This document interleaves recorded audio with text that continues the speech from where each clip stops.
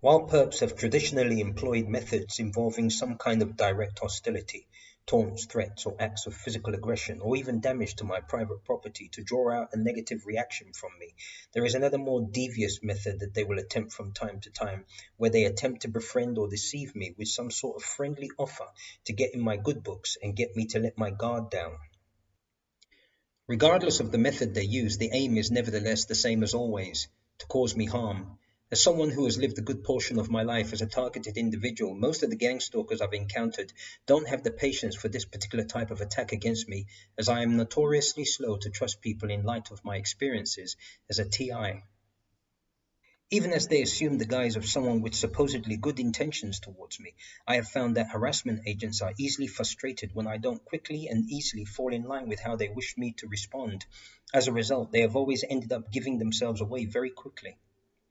This type of attack has therefore produced little success as I've matured and gotten more street savvy over the years, as I've learned from my experiences and gained a better understanding of what's going on around me. That the routine but seemingly unconnected nipping at my heels from all directions by a conveyor belt of different people, whose only common trait between them was that they all apparently seemed to be suffering from some sort of personality disorder, is not an accident. Community harassment agents will nevertheless test me with this approach every now and again, usually around Christmas, funnily enough, maybe to see if the festive cheer of this time of year has dulled my senses this time. So is the case, I believe, in this clip, which is a relatively mild version of similar encounters I've had in the past, where a grumpy looking perp who I've never seen before approaches me out of the clear nowhere on what I suspect is a Trojan horse assignment with an offer of food, asking if I'm hungry. Pay attention to the sound of his voice for later reference. Of course, I'm not supposed to realize he's a perp, but I suspect as much, and I test that theory by refusing his offer, silently shaking my head to indicate thanks but no thanks. Sure enough, as I suspected he would, he quickly becomes annoyed and begins calling me names, validating my suspicions, and putting me on heightened alert as he walks away while calling me a nutjob, amongst other things that I couldn't quite make out. After a few steps, he turns around to look at me as if compelled to say more, before mumbling something incoherently as he leaves. You hungry? Something like food, nachos, starved.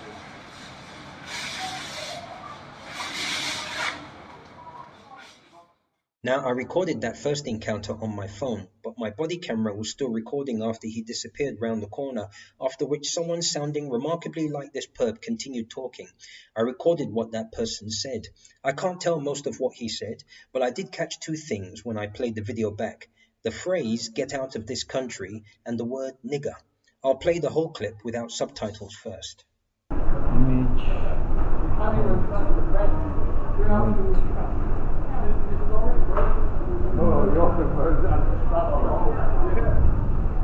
As I said, the voice you hear in that second clip sounds a lot like the perp who asked me if I was hungry, don't you think? And remember, he had just walked off annoyed after I declined his offer of food. Now I'll play that second clip again, but this time I've added subtitles so you can follow and pinpoint exactly where he says things.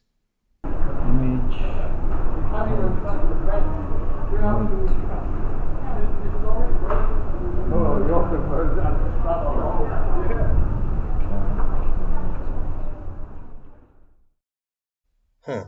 So an offer of food from someone who thinks of you as a nigger and wants you out of the country.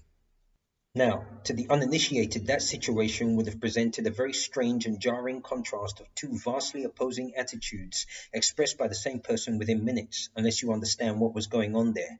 That was a veiled but not very well executed attempt to fool me. The ease with which he becomes annoyed is a telling sign that he's a perp on assignment in my experience, and I strongly suspect that the food he was offering may have been tampered with in some way.